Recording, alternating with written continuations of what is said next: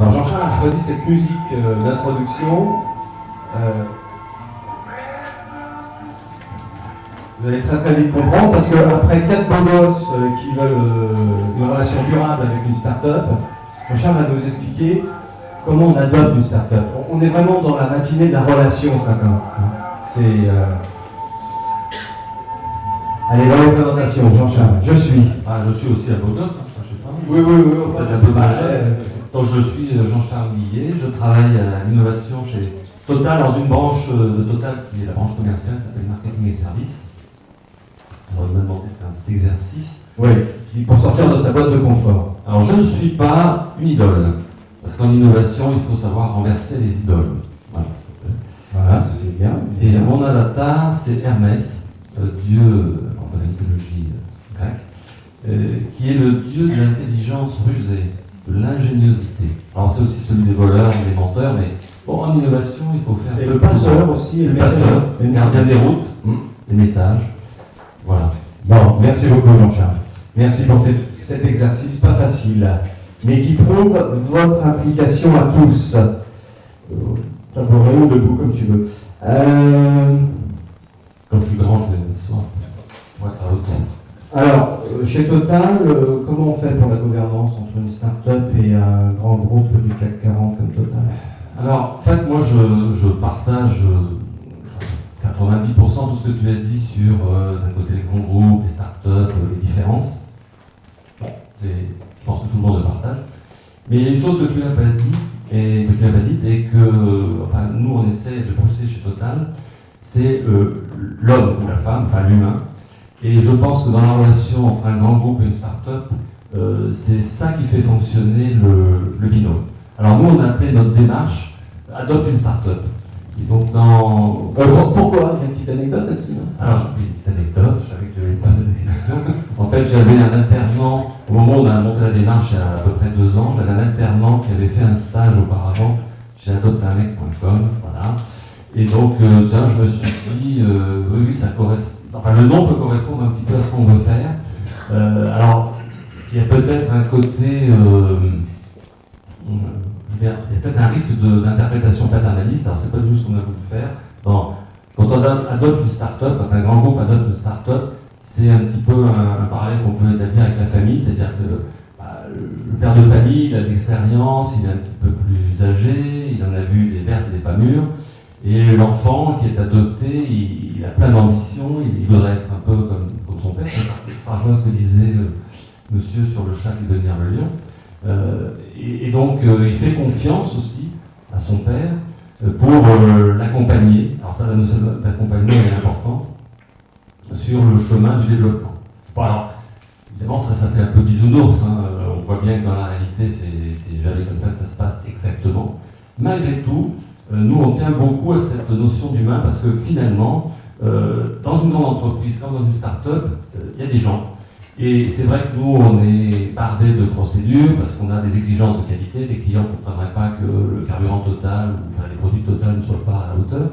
Mais malgré tout, le dernier maillon, quand on contacte une start-up, ou le premier maillon, c'est un homme ou une femme. Et donc, à partir du moment où en interne, on a réussi à avoir un peu carte blanche, c'est pour l'instant le cas.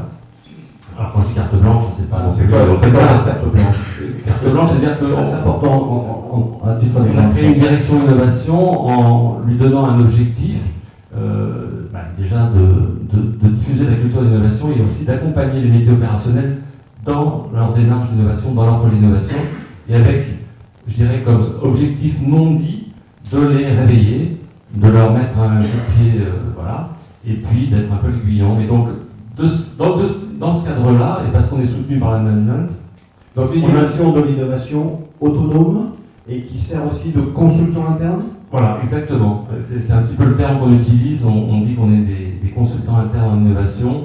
Ou alors on dit aussi parfois qu'on est des jardiniers, c'est-à-dire qu'on remue un peu le terrain pour mieux semer, pour que ça pousse. Ça, c'est pour mieux le pétrole, ça. Oui, on peut voir là, le lien peut aussi être fait comme ça.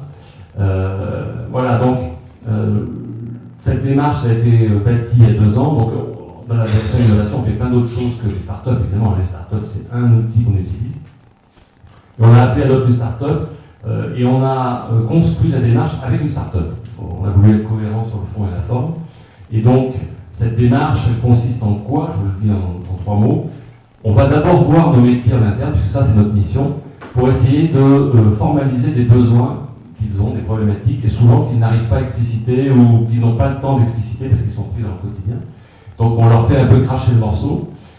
Et ensuite seulement on leur dit ah bah tiens, parce que bon, nous on a aussi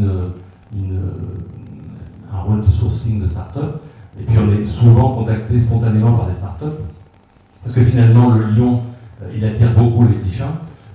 Et donc on leur dit à ce moment-là au métier, bah tiens, dans ces startups que j'ai rencontrées, il y en a peut-être une qui pourrait répondre pour tout ou partie à ton besoin.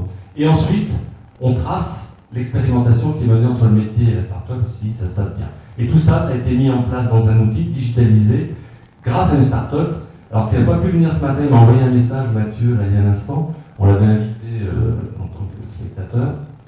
Mais ce que je voudrais souligner, c'est que on a vraiment construit ensemble.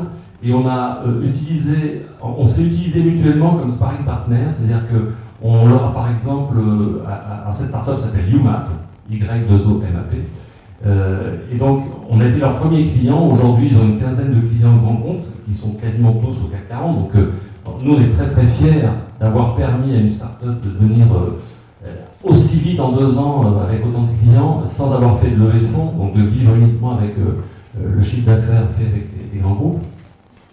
Et alors, dans la construction de la démarche, on leur a par exemple proposé de travailler ensemble sur un contrat d'expérimentation nettement plus léger que ce qu'on avait auparavant. Évidemment, les grands groupes, c'est 150 pages, les conditions générales de vente, d'achat, tatata. Et donc là, on leur a proposé une dizaine de pages, et encore, je vais être généreux, qui préservent quand même les intérêts vitaux. Alors, bon, quand je dis intérêts vitaux, c'est un petit peu grandiloquent, mais les intérêts du grand groupe, et en même temps qui permet à la start-up de développer son business avec le grand groupe. Et ça, on a fait 5 ou 6 échanges d'aller-retour, et à un moment donné, UMAP nous a dit, nous en tant que start-up, ça nous convient parfaitement. Donc on imagine que ça conviendra à toutes les startups. Et aujourd'hui, on a mis cet outil à disposition dans cette plateforme qui s'appelle Adopt Startup. Voilà, donc tous les métiers peuvent aller expérimenter avec une startup en ayant cet outil. Et alors cet outil a été validé par les achats des juristes qui nous ont accompagnés là-dessus. Ça veut dire qu'aujourd'hui, quand on fait une expérimentation avec une startup, on n'est pas obligé de repasser devant la direction à l'achat, on n'est pas obligé d'avoir un juriste qui va nous dire ah non, ça ne fait pas bien. Donc on prend l'outil qui a déjà été validé et on est là aussi indépendant et autonome. Voilà. Bon, ça ne veut pas dire que toutes les expérimentations qu'on mène avec les startups sont des réussites. Parce que ça aussi, enfin, il faut le dire et répéter, et je pense que les startups en sont bien conscients. Se lancer dans une aventure, déjà, quand on lance une startup, on peut se ratatiner, on se ratatine souvent. Et quand on lance une expérimentation avec un grand groupe, alors un coup sur 2, on se ratatine. Nous, on a un taux de réussite dans nos expérimentations là, actuellement de 30%, ce qui est quand même, on trouve, pas si mal. Alors ça ne veut pas dire que quand l'expérimentation est réussie, on passe au stade industriel immédiatement. Il y a parfois des hauts et des bas, des allers-retours. Ça, c'est le point douloureux de la startup. Après l'expérimentation, passer à l'étape de la réalisation. Ça, c'est la difficulté que tous les grands groupes, je pense, rencontrent. J'imagine que vous avez entamé avec ton service une réflexion, où ça dépend des métiers finalement. Oui, exactement. Ça dépend des métiers, plus les départements d'innovation. Nous, on essaie d'aider justement la transformation, mais dans la mesure de nos faibles moyens. Ça dépend des métiers, ça dépend des circonstances. Je vous donne un tout petit exemple, et j'espère qu'on est encore dans les temps. On a mené une expérimentation en efficacité énergétique de nos stations-service avec une start-up qui a mesuré outil par outil, équipement par équipement, par exemple les baies de lavage, les pompes à essence, etc. Quelle était la consommation de chacun de ces outils, parce que certaines stations consommaient énormément d'énergie. Et on était très contents de l'expérimentation. Il y en avait un algorithme vraiment efficace. Mais en revanche, le boîtier qu'ils avaient branché sur le tableau central de la station, il était ni fait ni à faire, et on était sûr qu'à la prochaine visite de notre électricien favori, il allait faire sauter tout ça en disant mais c'est pas du tout aux normes, danger, etc. Et donc on a dit à la start-up, la condition c'est que vous reveniez nous voir dans quelques temps avec un boîtier plus conforme aux normes. Et ils ont fait l'effort, ils sont venus, et aujourd'hui on va industrialiser. Et donc voilà. Bon, là on a eu de la chance, enfin de la chance, on a provoqué aussi un peu cette chance, mais le métier a attendu. Elle dit ok, bon, je veux bien jouer le jeu. La start-up, elle a joué le jeu aussi d'investir un peu plus dans le design, dans la norme, dans le côté j'assure de la qualité en permanence, qui est fondamental pour un grand groupe. Et du coup, ça a marché. Mais je pourrais vous citer d'autres cas où ça n'a pas marché, forcément. Hein. Voilà. D'accord. Il nous reste une minute. Philippe, tu voulais poser une question? Une question très simple, Charles. Philippe Sens, cadre de vie. Là, vous citez des exemples positifs. Est-ce que vous êtes en mesure, assez rapidement, quand une BU de Total n'est pas en mesure d'aider la start-up, de dire à la start-up, faites attention, mais là, ça va être compliqué, vous allez perdre du temps? Oui, les expérimentations, c'est 3 mois, maximum 6 mois. Plutôt en général 3 mois. J'ai un cas de figure en Côte d'Ivoire où on a lancé une expérimentation entre une start-up et la filiale Total Côte d'Ivoire sur un concept de balance connectée pour les bouteilles de gaz. C'est-à-dire qu'à distance, on pouvait savoir si la bouteille de gaz était presque vide et pouvoir alimenter le client. Et finalement, avant même les 3 mois, on s'est rendu compte que ça ne fonctionnait pas pour diverses raisons. Et on a tout de suite dit à la start-up, non, on garde nos coordonnées, en fait, tout ça. Mais ça ne va pas le faire, on ne va pas pouvoir passer à un autre stade. Donc on essaye, mais là aussi, on n'est pas non plus. On essaye le plus vite possible de. Alors, il y a des moments où on se rend compte qu'on devrait le dire, mais qu'on garde un petit espoir. Donc on essaye de poursuivre.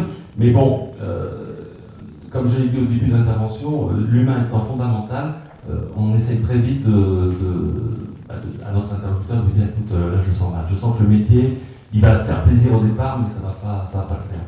Voilà. Bon, mais là aussi, chaque cas est différent. Et c'est vraiment une question de relation humaine. Voilà, pour en témoigner, pour travailler avec vous, avec le groupe, il y a une grande relation humaine. On essaye. Après, très très belle relation humaine. Merci à Jean-Charles, je pense qu'on peut l'applaudir parce que c'est vraiment un très beau témoignage du gouvernement.